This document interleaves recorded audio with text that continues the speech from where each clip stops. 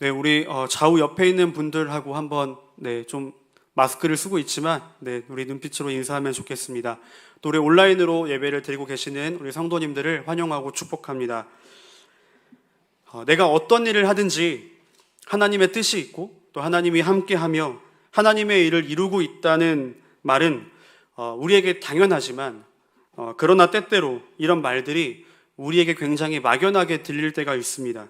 실제 나의 삶에서 하나님의 뜻과 하나님의 동행하심과 또 하나님의 일하심을 느끼는 것은 생각보다 쉽지 않기 때문입니다. 당장 내가 해야만 하는 가정에서의 역할을 하다 보면, 그리고 직장에서 맡겨진 업무를 하다 보면 우리의 마음속에는 도대체 이런 곳에, 이런 것들에 어떤 뜻이 있다는 거지? 도대체 하나님이 이런 나의 삶에서 어떻게 일하고 계시며 정말 하나님이 나에게 원하시는 것이 무엇인지 전혀 보이지 않을 때가 종종 있습니다. 하나님이 살아계시다는 것을 내가 믿고 있고 하나님이 나와 함께 하신다는 것도 알겠는데 또 하나님이 이런 나를 사랑하셔서 예수 그리스도를 이 땅에 보내시고 십자가에서 죽게 하심으로 나를 구원해 주신 놀라운 그 사랑과 은혜도 다 알겠는데 그런데 이상하게 하나님의 일하심이 잘 느껴지지 않을 때가 있습니다. 하나님이 지금 뭔가 나를 위해 뭘 해주고 계시다거나 하나님의 세밀한 인도하심이 피부로 느껴지거나 그래서 그런 것들 때문에 확인되는 일들보다는 오히려 정말 하나님이 일하고 계신 걸까? 아니 하나님이 살아계시긴 한 걸까? 라는 그런 현실의 상황들이 우리 삶에 더 많이 펼쳐질 때가 있습니다. 그래서 이런 고민들을 가지고 주변 사람들에게 이런 고민들을 나누게 되면 보통 이렇게 조언을 많이 해주십니다. 기도가 부족해서 그래. 기도를 해보세요. 그 말씀을 좀 묵상해 보세요. 말씀을 가까이 하면 그 말씀 속에 하나님의 뜻이 보일 거예요. 하나님의 일하심이 분명히 보일 겁니다. 아니면 또 어떤 분들이 이렇게 말하죠. 예배 때 집중하고 있죠. 조는 거 아니죠. 말씀에 집중해 보세요. 그 주에 하나님이 나에게 무엇을 말씀하시는지 집중하다 보면 하나님의 일하심이 느껴질 겁니다. 무슨 말일까요? 지금 바로 내가 하나님과의 관계가 멀어져 있기 때문에 성령 충만하지 않고 그렇기 때문에 더 기도해야 되고 더 말씀을 가까이 해야 하고 더 예배에 집중해야 한다는 조언입니다. 네, 맞습니다. 우리가 하나님과 친밀한 관계를 누릴 때에는 그 어느 때보다 하나님이 나를 통해 일하고 계심이 선명하게 느껴질 때가 많습니다. 얼마나 나를 사랑하시는지 하나님의 그 사랑의 빛이 나를 비춰주시는 것처럼 느껴지기 때문입니다. 그러나 반대로 평소처럼 열심히 기도하고 매일 큐티를 열심히 하면서 말씀을 묵상하고 예배 시간에도 정말 오늘 하나님이 나에게 무엇을 말씀하실까 기대하는 마음으로 집중해서 듣기도 하지만 그러나 이상하리만큼 내 안에 하나님의 일하심이 굉장히 멀게만 느껴질 때가 있습니다.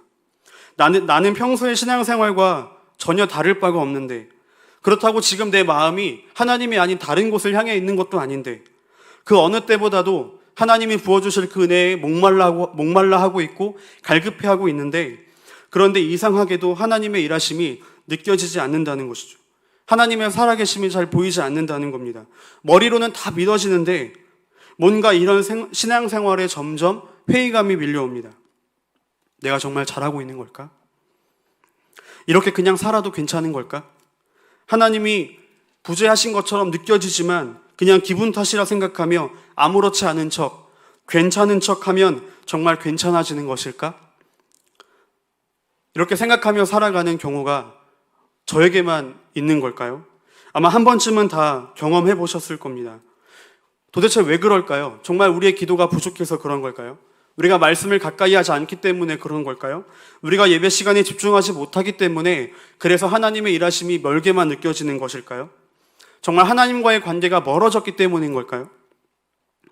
물론 그런 경우일 수도 있겠지만 모든 경우가 그렇지 않다고 저는 생각합니다.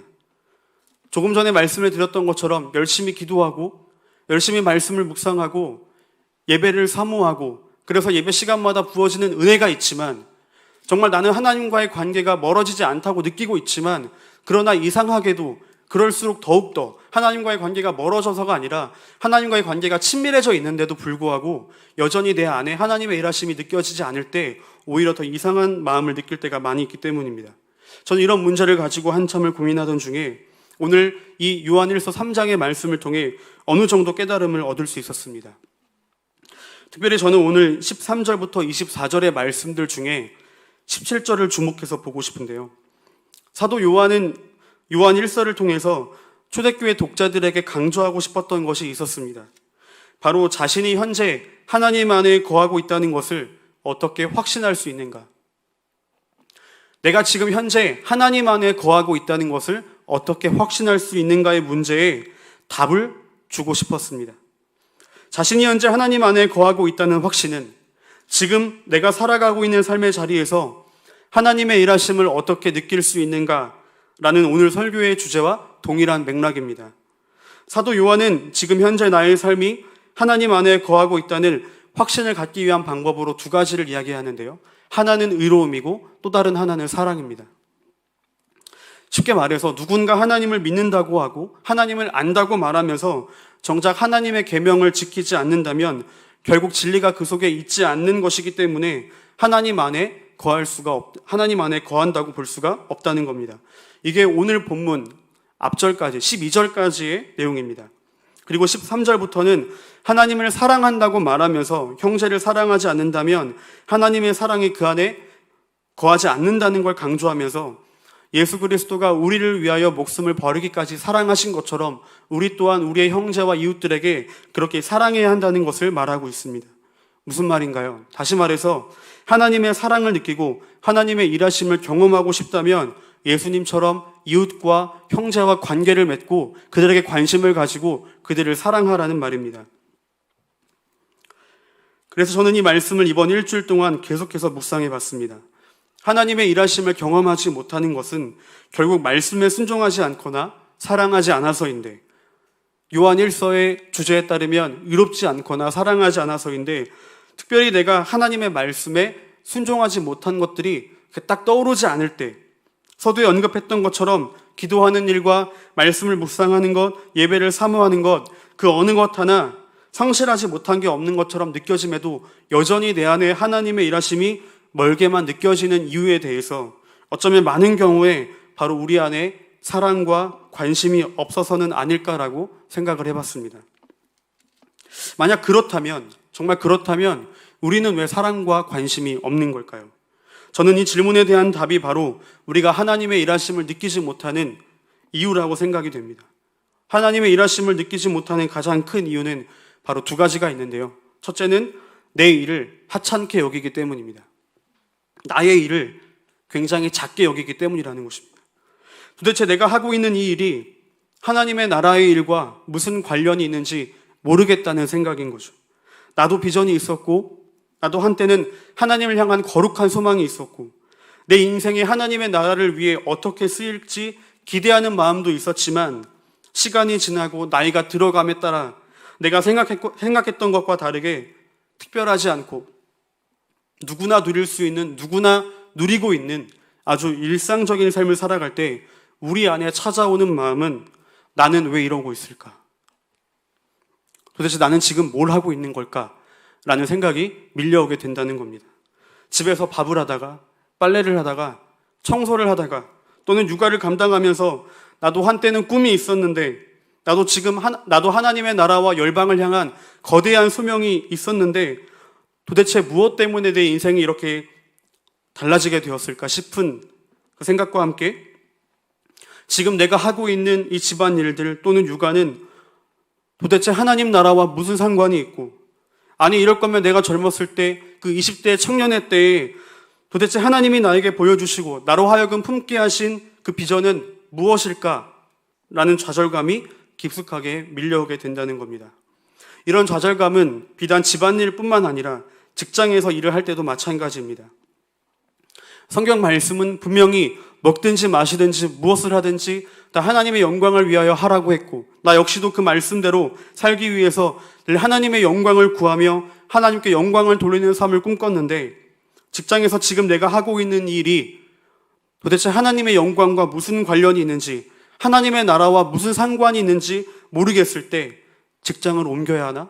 아니면 직장을 그만둬야 하나? 라는 그런 마음이 밀려오게 된다는 겁니다.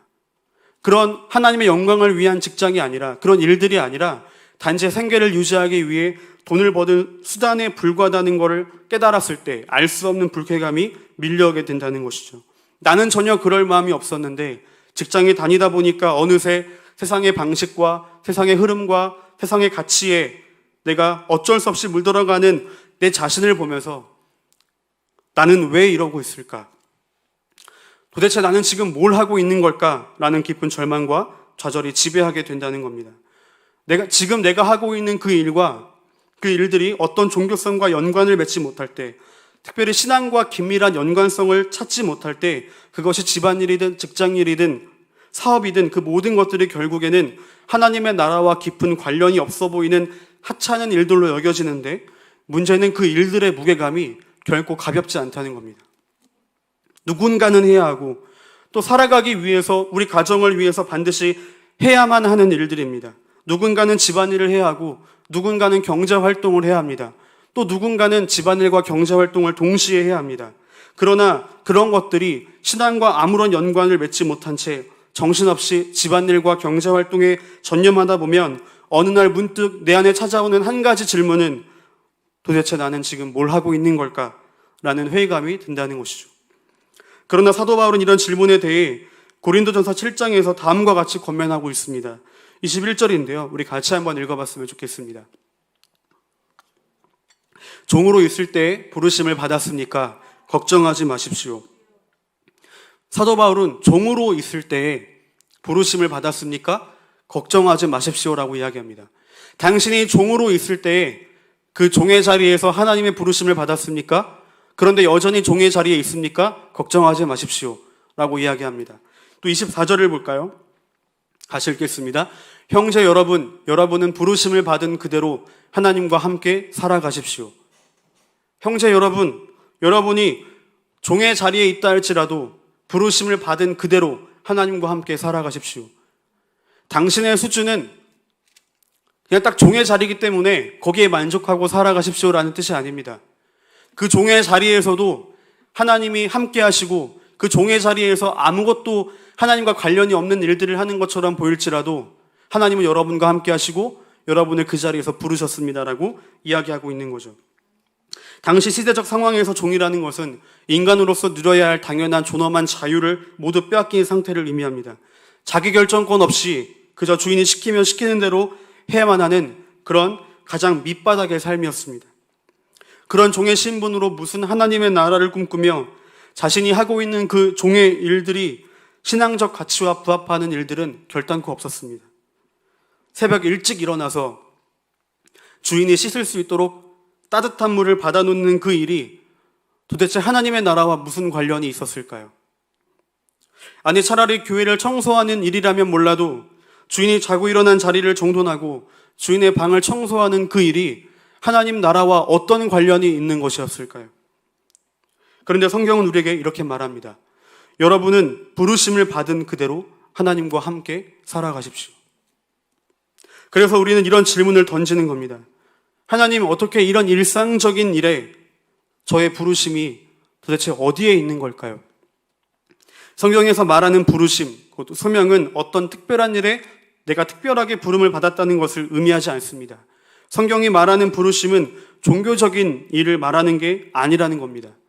이런 오해와 잘못된 견해로 인해서 그동안의 부르심은 또 소명은 목회자의 소유물인 것처럼만 여겨졌지만, 그러나 하나님의 부르심은 모든 사람을 향해, 고린도전서 7장에 말하면 심지어는 종에게까지도 있었다는 것을 생각해 볼 때 소명은 특별한 일을 위한 부르심이 아니라 소명은 나와 하나님과의 관계가 달라진 것이며, 나와 하나님과의 관계가 달라진 그것을 통해서 내가 세상과 거룩한 관계를 맺기 위해 헌신하고 섬기는 그 부르심에 있다는 겁니다.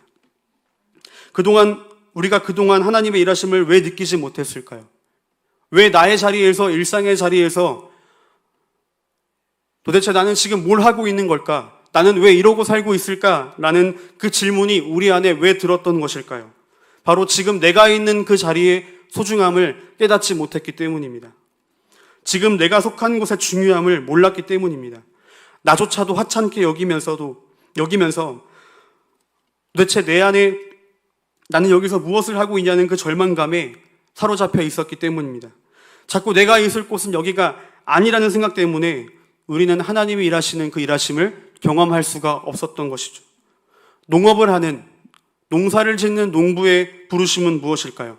땅에 가지고 있는 하나님이 심어놓은 그 잠재력을 최대한 끌어내서 풍성한 열매를 맺게 하고 그 열매를 필요로 하는 사람들에게 제공하는 일, 곧 그 일이 하나님께서 그를 농부로 부르신 일입니다. 새로운 생명을 잉태하고 출산하는 일, 내게 주신 자녀를 하나님의 자녀답게 신앙으로 양육하는 일, 빨래를 하고 요리를 하고 설거지를 하며 방을 청소하는 것, 기술을 동원해서 어떤 힘을 제어하는 것, 아이들의 순수한 마음에 무엇인가를 가르치는 것, 어떤 사람의 뒤엉킨 관계의 매듭을 풀어주는 이 세상의 모든 작은 그 하나하나의 일들이 다 하나님 나라를 위한 일들이라는 것입니다.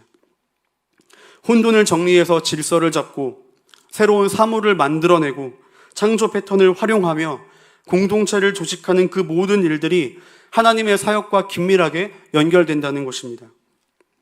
며칠 전 신대원에서 함께 스터디를 하던 선배를 잠깐 만난 적이 있습니다. 안산에 위치한 교회에서 지금 담임 목회를 하고 계신데 원래 그 교회를 섬기시던 목사님께서 갑자기 소천하시는 바람에 급하게 그 교회에 부임하게 되었습니다.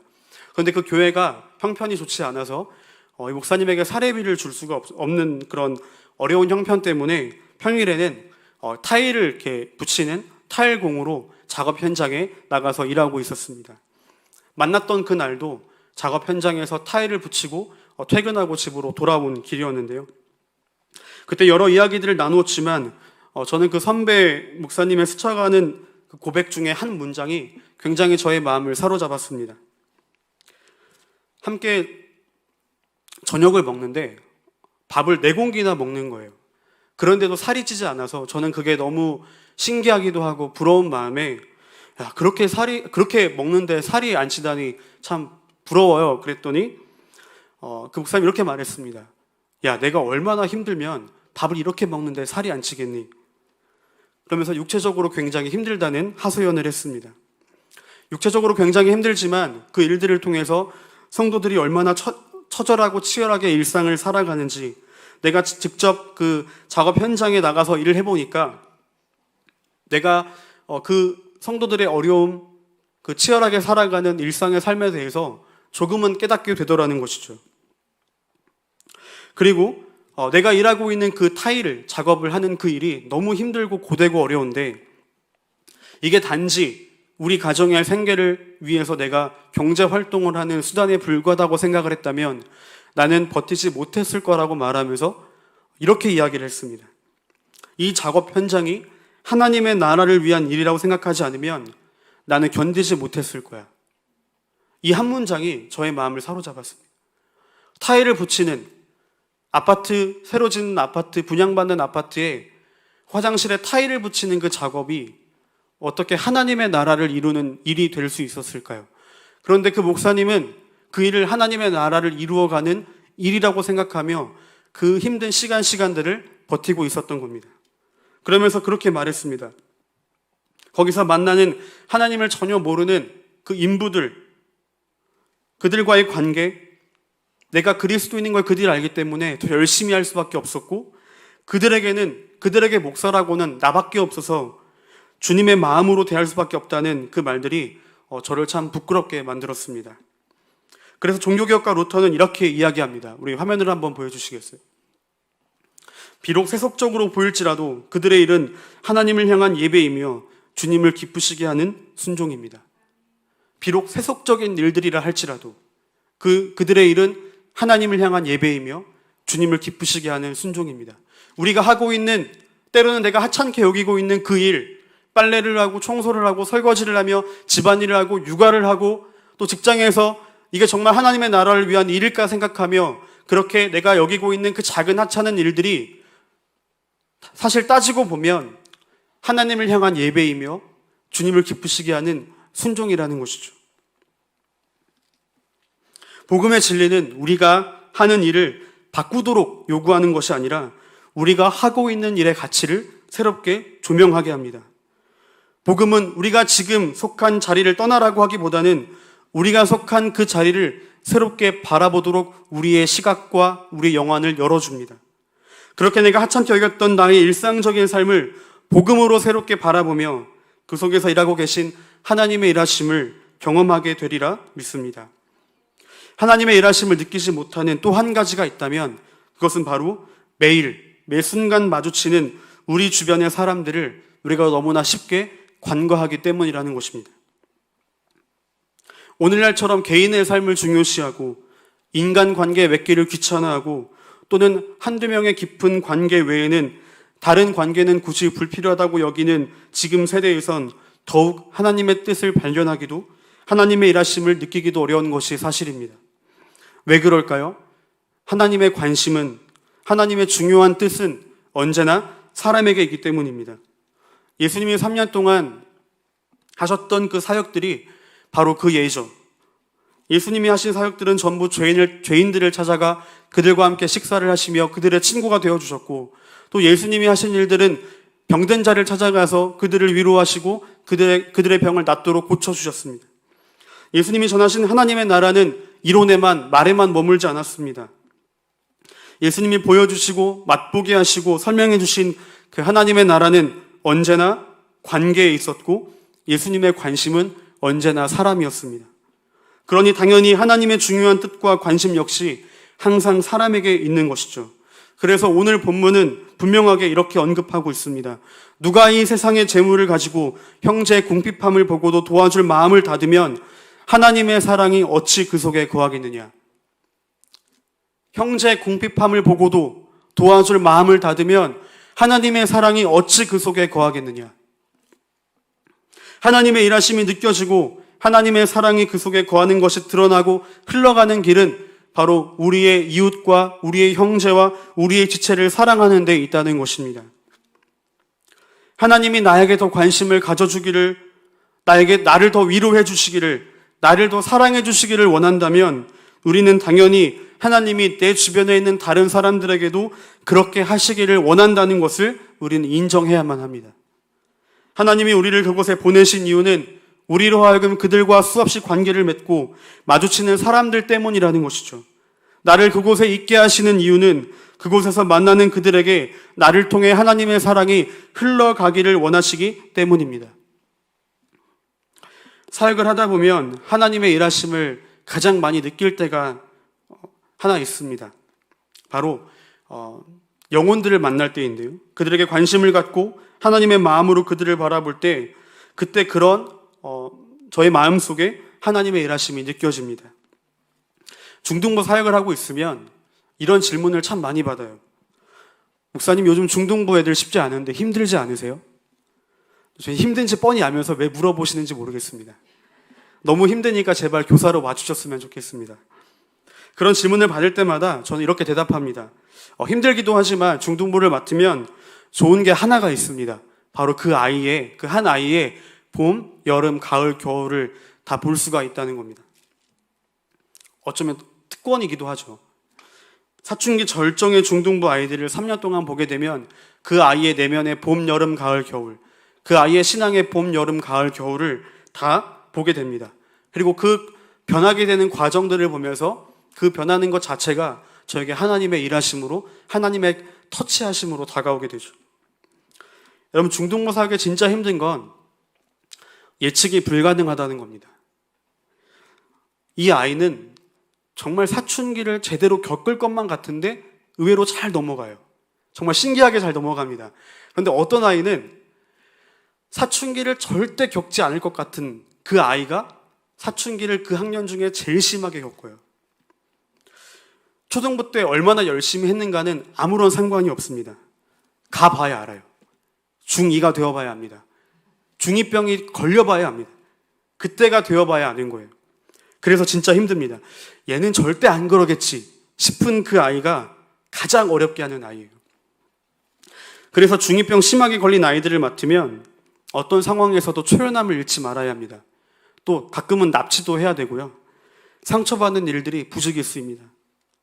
한 3년 전이었던 것 같아요. 딱 이맘때 5월 달에 항상 중등부에서 전도축제를 한 4주간 했었거든요.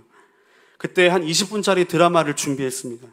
붕어빵 아줌마의 첫사랑이란 연극이 있는데 그 연극을 20분짜리로 줄여서 막 실제 분장도 하고 막 군복도 빌려 입고 그렇게 열심히 준비를 했습니다. 하나님의 사랑을 그 딸을 향한 엄마의 헌신과 희생의 사랑으로 표현하는 그런 드라마였어요. 그 주일은 그 드라마 20분짜리 드라마로 설교를 대신하는 거였습니다. 당시 중2와 중3 여자아이가 딸 역할, 또 중2 여자아이가 엄마 역할을 맡았는데요. 주인공들이죠. 정말 열심히 준비했거든요. 5월 달에 붕어빵 찾기가 진짜 힘들었는데 힘들게 붕어빵을 구해서 진짜 붕어빵을 갖다 놓기도 했었어요. 그냥 붕어빵 그 엄마가 붕어빵 장사가 그 직업이었거든요. 토요일 밤 11시까지 다음 날 드라마를 위해서 예배를 위해서 밤 11시까지 열심히 준비를 했습니다. 모든 준비를 마치고 드디어 아침이 되었습니다. 예배 한 20분 전이었는데 저는 이렇게 교사 선생님들과 함께 교사 회의를 하고 있었는데요. 갑자기 중간에 일이 터져버렸어요. 이 두 주인공이 다 연락이 안 되는 거예요. 딸 역할을 맡은 아이는 갑자기 연락이 두절되고요. 엄마 역할을 맡았던 친구는 갑자기 교회를 안 오겠다는 겁니다. 앞으로 교회를 안 오겠대요. 근데 왜 그런지 이유를 몰라요. 20분 남았거든요, 예배가. 네, 그 20분짜리 드라마가 설교 대신하는 거였고요. 20분 동안 선생님이 집에 찾아가기도 하고 제일 친한 친구가 집에 가서 너 제발 좀 와라. 너 와야 된다. 네가 주인공이다. 얘기를 해줘도 문을 열어주지를 않는 거예요. 한 10분 남았어요. 예배 시작 10분 전이에요. 그때 얼마나 제 마음이 타들어갔는지 제가 그때만큼 그렇게 하나님 어떡하죠? 저 이거 어떻게 하죠, 하나님? 어떡하긴 뭘 어떻게 해요? 망한 거죠. 어쩔 수 없이 급하게 엄마와 딸에서 아빠와 아들로 역할을 바꿨습니다. 스토리를 바꿔버렸어요. 제가 아빠 역할을 하고요.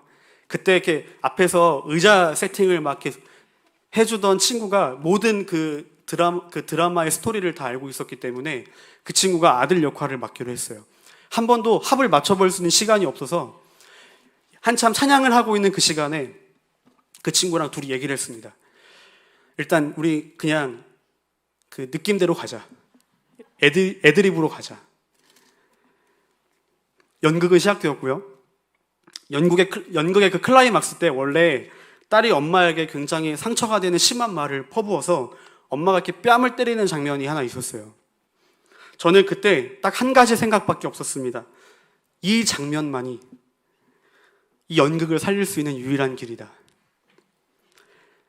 그래서 정말 그 아이에게는 미안하지만 정말 있는 힘껏 저의 모든 에너지를 쏟아서 힘껏 뺨을 때렸습니다. 그때 사진이 바로 이 사진인데요. 고개가 돌아갈 만큼 그때 쫙 소리가 났는데 한순간 다 조용해졌어요. 그때 아이들이 얼마나 집중을 했는지 한 10초간 정적이 흘렀었습니다. 저렇게 때려도 되는 걸까? 막 그런 마음이 막 느껴지는 거였어요.